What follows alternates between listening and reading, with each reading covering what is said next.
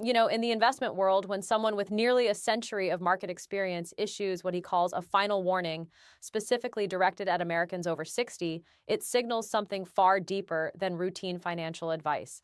That's exactly where we are right now as we head into 2026. And what I want to talk to you about today is a message that every person in or approaching retirement needs to hear before time runs out to act on it.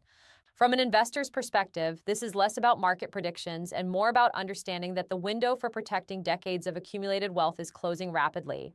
You see, financial security in retirement doesn't happen by accident. And the decisions you make in the next 12 to 18 months could determine whether you live comfortably or struggle through what should be your golden years. And that's what I want to break down for you because this matters to every single American over 60, whether you consider yourself financially sophisticated or simply someone who worked hard and saved what you could.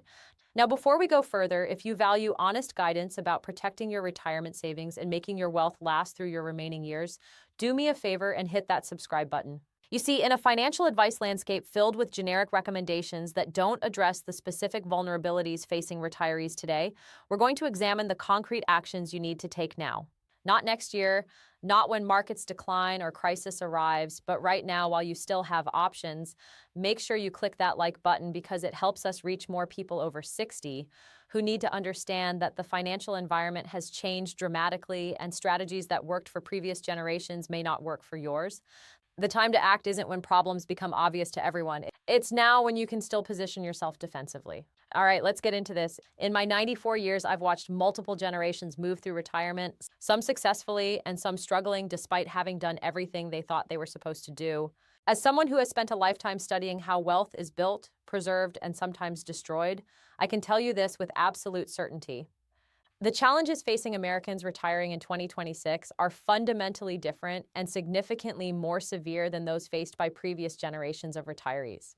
This isn't just about market volatility or economic cycles. This is about structural changes in how retirement funding works, in how much your savings can buy, in how long you need those savings to last, and in how much support you can expect from institutions that previous generations relied upon. The convergence of these factors creates a perfect storm of retirement insecurity. And the people who will weather that storm are the ones who recognize the danger now and take specific actions before the window closes. Now listen, I'm not here to create fear or to sell you products. What I'm going to share are the hard truths about retirement reality in 2026 and the specific defensive actions that every person over 60 should take immediately. You see, markets teach you that preparation matters more than prediction. I cannot tell you exactly when the next crisis will arrive, but I can identify the vulnerabilities that make crisis devastating when it does arrive. And I can tell you how to position yourself so that when inevitable disruptions occur, your retirement security remains intact. That's not speculation. That's risk management based on observable conditions and historical patterns of how financial systems behave under stress. What's happened over the past 15 years is particularly significant for anyone over 60. And understanding this history is crucial to understanding why urgent action is necessary now. Following the financial crisis of 2008, central banks implemented unprecedented monetary stimulus that pushed interest rates to zero and held them there for nearly a decade. For retirees and near retirees, this created a profound problem that still exists today despite recent rate increases. You see, traditional retirement planning assumed you could live safely off interest and dividends from conservative investments. A retiree in the 1980s or 1990s could put savings into government bonds or certificates of deposit, yielding 6, 8, even 10% annually. $1 million generating 8% provided $80,000 annual income without touching principal. But someone retiring in 2015 faced a world where safe investments yielded 2% or less. That same $1 million generated $20,000 annually, forcing retirees to either accept dramatically reduced living standards, take significantly more investment risk than appropriate for their age, or steadily draw down principal hoping it would last through retirement. Today's situation is more complex, but no less challenging. Interest rates have risen from the zero-rate era with government bonds now yielding 4 to 5%. That sounds better, and it is marginally better. But inflation has also risen substantially. When you account for inflation running at 3 to 4% or higher, real returns on safe investments remain minimal or even negative. You see, if your bonds yield 5% but inflation runs at 4%, your real purchasing power increases by only 1% annually. And that's before taxes. After accounting for taxes on interest income, many retirees are experiencing negative real returns, meaning the purchasing power of their savings declines every year, even as nominal account balances remain stable or grow modestly. This erosion is invisible day to day, but devastating over the 10, 20, or 30 years that retirement might last. Here's where the urgency for action becomes clear, and this is the core of the final warning. The combination of factors that retirees over 60 face in 2026 creates a narrowing window where protective action remains possible. Let me walk you through these factors systematically because understanding each one is crucial to understanding why immediate action matters. The first factor is valuation risk in financial markets. Stock prices remain near historic highs relative to underlying corporate earnings despite recent volatility. This means limited upside potential and substantial downside risk. For someone in their working years with decades until retirement, market volatility is manageable. Accounts decline. You keep contributing, you buy at lower prices. Eventually, markets recover and you benefit. But for someone over 60, particularly someone already retired or retiring soon, market declines are catastrophic in ways they aren't for younger investors. You see, if your portfolio declines 40 or 50% early in retirement, as happened to retirees in 2008, you face sequence of returns risk. You're forced to sell depreciated assets to fund living expenses, locking in losses that can never be recovered. The math of retirement distributions combined with major market declines early in retirement essentially guarantees you'll run out of money decades before you run out of life. The second factor is inflation persistence. And this one particularly affects retirees because your expenses don't decline as you age. In fact, many retirement expenses increase over time, particularly healthcare costs, which tend to accelerate as people age. The official inflation statistics over the past 3 years showed cumulative price increases of 15 to 20% depending on measurement. But retiree-specific inflation, the actual cost increases in categories where retirees spend most heavily, like healthcare, housing, food, utilities, has been significantly higher. You see, someone who retired in 2021 expecting to live on $50,000 annually from savings now needs roughly $60,000 to maintain the same standard of living and will need $75,000 or more within another 5 years if inflation continues at recent rates. If your savings aren't growing faster than inflation, and for most retirees holding conservative portfolios, they aren't, you're getting steadily poorer in real terms, even if your account statements show stable or growing nominal balances. The third factor is longevity risk, which is actually a positive development that creates a financial challenge. Americans are living longer than previous generations. A healthy 65-year-old today has substantial probability of living into their late 80s or 90s. Some will reach 100 or beyond. That's wonderful from a life perspective, but it creates a planning challenge. You need your savings to last 30 years, perhaps 35 years. Historical retirement planning often assumed 20 years in retirement. Planning for 35 years requires either dramatically larger savings, significantly reduced spending, or some combination that many retirees haven't adequately prepared for. You see, running out of money at age 90 when you're healthy and could live another decade is a nightmare scenario that's becoming increasingly common for retirees who didn't account for longevity risk in their planning. The fourth factor is the degradation of traditional retirement support systems. Social Security remains, and for that we should be grateful, but the real value of Social Security benefits has been eroded by calculation methods that understate actual retiree cost inflation. Medicare provides essential healthcare coverage, but out-of-pocket costs, premiums, deductibles, copays, medications not covered have risen substantially. Traditional pension plans that provided guaranteed lifetime income are essentially extinct in the private sector, replaced by 401k plans that shift all investment risk and longevity risk to individuals. You see, previous generations of retirees could depend on a three-legged stool of Social Security, pension, and personal savings. Today's retirees face a one-legged stool of personal savings supplemented by Social Security that covers less of actual expenses than it did for previous generations, and by Medicare that still leaves substantial healthcare costs uncovered. The weight that must be borne by personal savings is far greater than what previous generations faced. Yet many current retirees didn't save proportionally more to account for this shift in risk. The fifth factor, and this might be the most significant for immediate action, is the interest rate environment trap. When rates were zero, retirees couldn't earn safe returns, but at least debt was cheap and refinancing was possible for those who needed it. Now rates have risen substantially. That's good for new savings earning higher interest, but it's devastating for anyone who needs to borrow. A retiree facing unexpected major expenses, home repairs, medical bills, family emergencies cannot borrow cheaply. Credit card rates exceed 20%. Home equity lines of credit charge 8 to 10%. Even personal loans from banks charge double-digit rates. You see, if you're forced to borrow in retirement at current rates, the debt service can spiral quickly and consume income needed for basic living expenses. The time to ensure you won't need to borrow, meaning the time to build adequate reserves and eliminate existing debt, is now before an emergency forces borrowing at rates that can destroy retirement security. Now, let me walk you through the specific actions that every American over 60 should take immediately. And I mean immediately, not eventually or when convenient, to protect against these converging risks. These aren't abstract recommendations. These are concrete defensive positions that can mean the difference between secure retirement and desperate struggle. The first critical action is debt elimination. If you're over 60 and carrying any form of high-interest debt, credit cards, auto loans, personal loans, paying off that debt must be your absolute highest financial priority. The mathematics are brutal and undeniable. If you're earning 4 or 5% on savings while paying 18 or 20% on credit card debt, you're losing 13 to 16% annually on that arbitrage. That's wealth destruction that no investment strategy can overcome.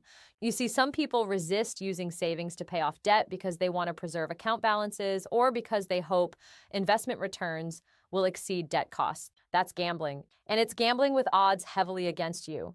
The guaranteed return from eliminating debt that charges 18% is better than any risky return you might achieve. Trying to beat that rate through investing, pay off all consumer debt immediately using savings if necessary. The reduction in monthly obligations and the elimination of wealth-destroying interest charges will improve your retirement security more than almost any other action you can take. The second critical action is establishing an adequate cash reserve.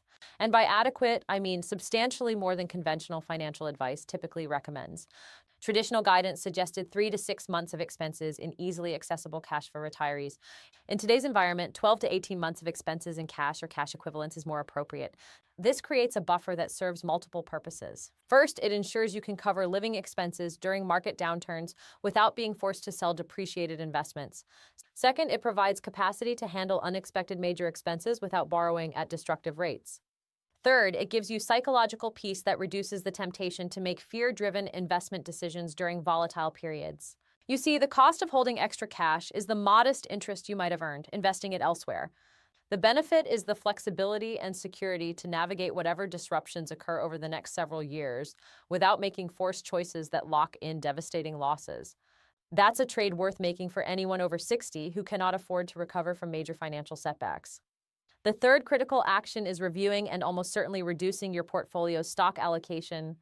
The conventional rule that stock allocation should equal 100 minus your age was developed in an era of different market valuations, different interest rates, and different retirement timelines. If you're 65, that rule suggests 35% in stocks. But that rule was developed when stocks traded at reasonable valuations and when safe bond yields provided adequate income.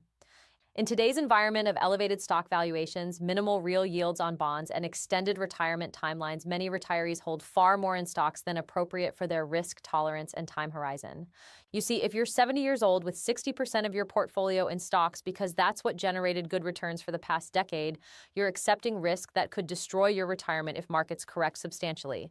The time to reduce that risk is now while markets remain elevated, and you can rebalance from positions of relative strength rather than being forced to sell at depressed prices during crisis. The appropriate stock allocation for retirees depends on individual circumstances, but as a general principle, anyone over 65 should seriously consider holding no more than 30 to 40% in stocks, and anyone over 75 should consider holding no more than 20 to 30%. The remaining allocation should be in higher quality bonds, shorter duration bonds that are less sensitive to interest rate changes, cash, and potentially some inflation-protected securities. This more conservative allocation won't generate the exciting returns that people enjoyed during the long bull market, but it will protect against the devastating losses that occur when overexposed portfolios experience major market corrections. You see, at this stage of life, preservation matters more than appreciation. The goal isn't to maximize returns. The goal is to ensure the money you've spent a lifetime accumulating lasts through retirement and allows you to maintain living standards without constant financial stress. The fourth critical action is healthcare planning and preparation, which for Americans over 60 means understanding Medicare, evaluating supplemental coverage, and preparing for long-term care costs that Medicare doesn't cover. Original Medicare covers much, but leaves substantial gaps. Part B premiums, deductibles, and co-insurance can total thousands annually. Prescription drug coverage through Part D requires additional premiums and still leaves out-of-pocket costs. Many retirees purchase Medigap supplemental policies to cover gaps which involve additional premiums. You see, total healthcare costs for a healthy 65-year-old couple can easily exceed $10 to $15,000 annually, even with Medicare, and that's before any major health events. Planning for these costs, ensuring adequate coverage, setting aside reserves specifically for healthcare expenses is crucial because medical costs are both substantial and unpredictable. Even more important is considering long-term care, which Medicare essentially doesn't cover. Extended nursing home stays, assisted living, or home health care can cost $75,000 to $100,000 annually or more. These costs can devastate retirement savings within just a few years if not planned for adequately. The fifth critical action is Social Security optimization, and this is particularly urgent for anyone approaching 62 to 70 who hasn't yet claimed benefits. The claiming decision is one of the most important financial decisions you'll make in retirement. Yet many people claim early without understanding the permanent impact on lifetime benefits. Claiming at 62, the earliest possible age, reduces your monthly benefit by roughly 30% compared to waiting until full retirement age of 66 or 67. Waiting until 70 increases monthly benefits by roughly 25 to 30% compared to full retirement age. For someone in good health with longevity in their family, delaying Social Security while living on savings and letting the monthly benefit grow can increase lifetime benefits by tens or even hundreds of thousands of dollars. You see, Social Security is the only inflation-adjusted lifetime income most retirees have. Maximizing that benefit by delaying as long as financially feasible is one of the highest return decisions available to retirees. If you're 62 and considering claiming now because you want the money or because you're worried Social Security won't be there, run the actual numbers. For most people, delaying is better, even accounting for years of foregone benefits because the higher payment lasts for life and provides substantially more cumulative income. The sixth critical action, and this one applies to a specific but significant subset of people over 60, is continuing to work at least part-time as long as health allows.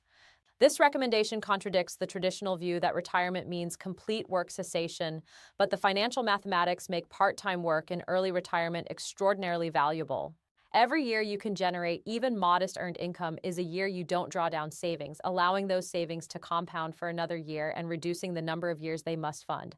A 65-year-old who can work part-time earning $20,000 or $30,000 annually for even 3 or 4 more years can extend the life of their savings by potentially 5 to 7 years on the back end of retirement. You see, this isn't about whether you want to work or whether you feel you've earned rest. This is about mathematical reality that small amounts of earned income in early retirement have outsized impact on long-term retirement security. If you're over 60 in good health and capable of some form of work that's not physically or mentally exhausting, continuing that work for several more years is one of the most effective ways to ensure financial security for the 20 or 30 years when you truly cannot work. The seventh critical action is housing evaluation and potential right sizing. For many Americans over 60, home equity represents the largest single component of net worth. If you own a home that's substantially larger than you need, that requires significant maintenance and upkeep, that generates high property taxes and utility costs, and that ties up equity you could deploy for income generation, seriously consider whether staying in that home makes financial sense. Downsizing to a smaller, less expensive property can free up substantial equity that can be converted to income-generating assets. It can also reduce ongoing expenses for property taxes, insurance, maintenance, and utilities. You see, the emotional attachment to a longtime family home is understandable. But if maintaining that home means living on inadequate income and steadily depleting savings, the attachment becomes financially catastrophic. The time to make housing decisions is while you're still healthy and mobile enough to manage a move, not when health crisis or financial crisis forces decisions under duress. Evaluate your housing honestly. If it's consuming resources needed for living expenses, make the difficult choice to downsize before circumstances force worse choices. The eighth critical action is updating estate planning documents. And this isn't just about distributing assets at death.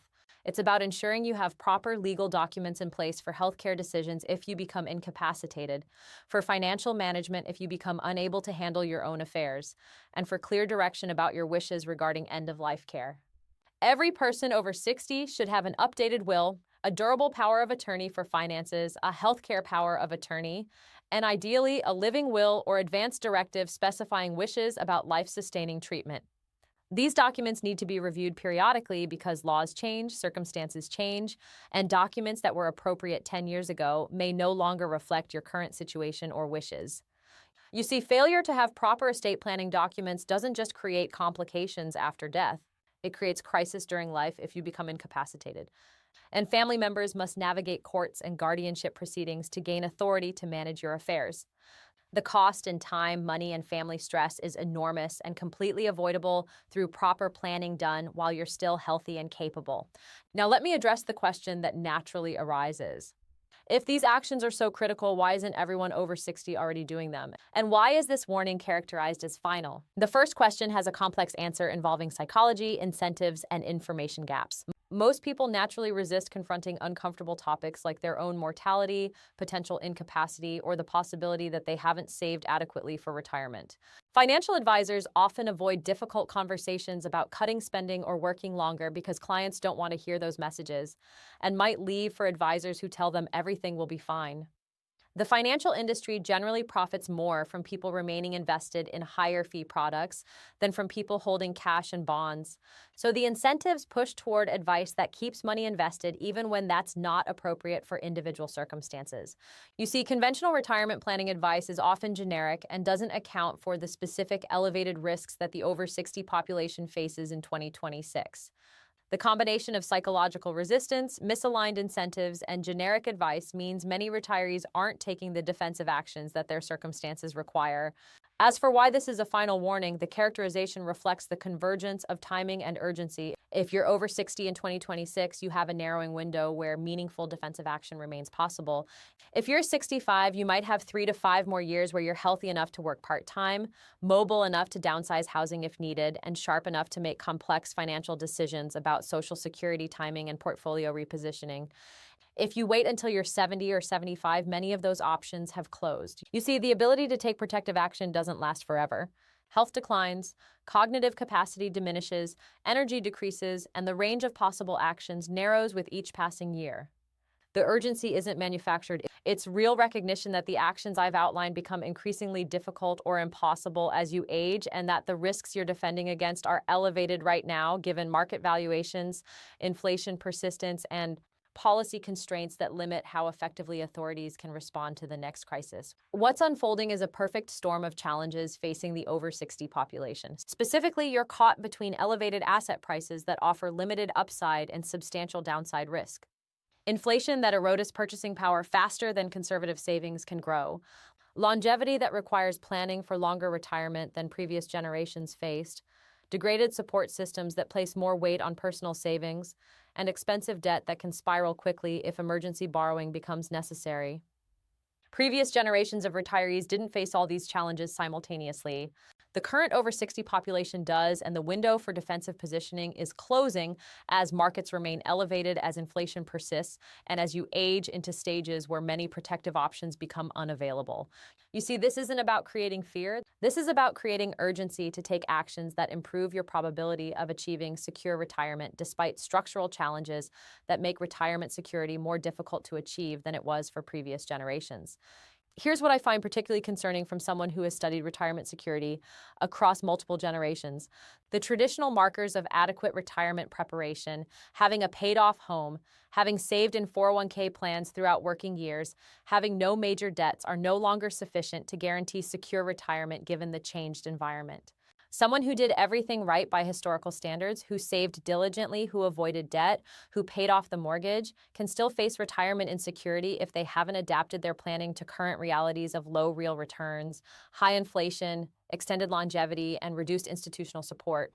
That's not a failure of individual responsibility. That's a failure of collective guidance to keep pace with changed circumstances. You see, the advice that worked for parents retiring in the 1980s or 1990s doesn't work as well for people retiring now, but many current retirees are still following that outdated guidance and don't realize the disconnect until problems become obvious and options for correction have narrowed dramatically. The institutional implications extend beyond individual retirement security to broader questions about social stability and intergenerational equity. America faces a retirement security crisis that will become increasingly visible over the next decade as more baby boomers move through retirement years with inadequate resources. When large numbers of retirees struggle financially, When retirement savings prove insufficient despite decades of work and saving, when people who followed conventional advice find themselves in desperate circumstances, it creates social tension and political pressure that will reshape policy. The challenge is that by the time the crisis becomes politically impossible to ignore, many of the people most affected will have exhausted their options for individual defensive action. You see, the time to protect yourself is before the crisis becomes obvious to everyone. Because once crisis arrives, your individual circumstances become subject to whatever collective policy responses emerge. Responses that may or may not align with your individual needs and preferences. Listen, I've spent a lifetime observing how individuals and families navigate financial challenges. And what I can tell you with absolute certainty is this: the people who achieve genuine retirement security aren't necessarily the ones who earned the most during working years or who achieved the highest investment returns. They're the people who understood risks, planned conservatively, made defensive decisions before those decisions were forced by crisis, and avoided the catastrophic mistakes that can destroy decades of accumulated wealth in months or years. The catastrophic mistakes for retirees are well documented: holding portfolio risk inappropriate for age and circumstances, failing to plan for longevity and healthcare costs, claiming Social Security too early, carrying expensive debt into retirement, failing to establish adequate cash reserves, and living beyond sustainable spending levels. Every one of these mistakes is avoidable through actions that you can take right now, today, before circumstances force worse choices or eliminate choices entirely. What I'm describing isn't complicated financial engineering or sophisticated investment strategy. The 8 actions I've outlined: eliminate debt, establish cash reserves, reduce portfolio risk, plan for healthcare costs, optimize Social Security, consider continued work, evaluate housing, and update estate documents are straightforward defensive positions that any person over 60 can implement. They don't require special expertise or large amounts of capital. What they require is honesty about circumstances, willingness to make potentially uncomfortable changes, and recognition that defending accumulated wealth matters more at this stage of life than reaching for additional returns. You see, the enemy of retirement security isn't usually dramatic bad luck or catastrophic unforeseen events. The enemy is usually failure to take obvious defensive actions because those actions require confronting uncomfortable realities or making changes to comfortable habits. The difference between secure retirement and desperate struggle often comes down to whether you took those actions while you still could. So, as we move into 2026, pay attention not to daily market noise or short-term volatility, but to the trajectory of your own retirement preparedness. Are you holding portfolio risk appropriate for your age and circumstances? Have you eliminated expensive debt that destroys wealth through interest charges? Do you have adequate reserves to handle disruptions without forced selling or expensive borrowing? Have you planned for healthcare costs and potential long-term care needs? Have you optimized Social Security, claiming to maximize lifetime benefits? Have you honestly evaluated whether your current path leads to financial security or to gradual depletion and eventual desperation? These questions matter more than market predictions or economic forecasts, because the answers determine whether you'll live comfortably through retirement or face increasing financial stress that no amount of optimism or hope can solve. And that brings us to what this final warning really means for every American over 60. We're not talking about abstract financial theory or distant possibilities. We're discussing the concrete reality that the window for defensive action is closing, that the risks facing retirees in 2026 are elevated and specific, and that the actions needed to protect against those risks become increasingly difficult or impossible as you age and as circumstances change. The people who will achieve secure retirement despite structural challenges aren't the ones who hope everything works out. They're the ones who recognized risks, took defensive action early, and positioned themselves to weather disruption that will devastate those who remained exposed. You see, retirement security is not about luck. It's about preparation, discipline, and willingness to make difficult choices before circumstances force even more difficult choices. The time for those defensive choices is now, while you're still healthy enough and capable enough to make them, while markets remain elevated enough that repositioning remains possible, and while you still have time for those actions to make meaningful difference in your retirement security. So do this before it's too late. Eliminate your debt today, not next month or next year. Build your cash reserves now, not after the next market decline forces selling at losses. Reduce portfolio risk immediately, not after you've experienced catastrophic losses that cannot be recovered. Plan for healthcare costs comprehensively, not after medical crisis forces desperate decisions. Optimize Social Security strategically, not by claiming early out of impatience or fear. Evaluate your housing honestly, not after you're too old to manage a move. Update your estate documents properly, not after incapacity makes that impossible.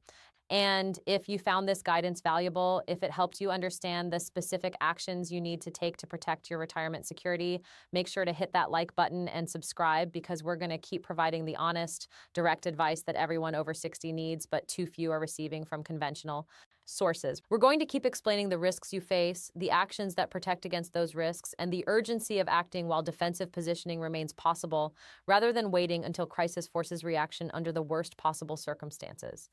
Thank you for your time, and remember, in any system, taking defensive action early is a choice and often the difference between security and disaster.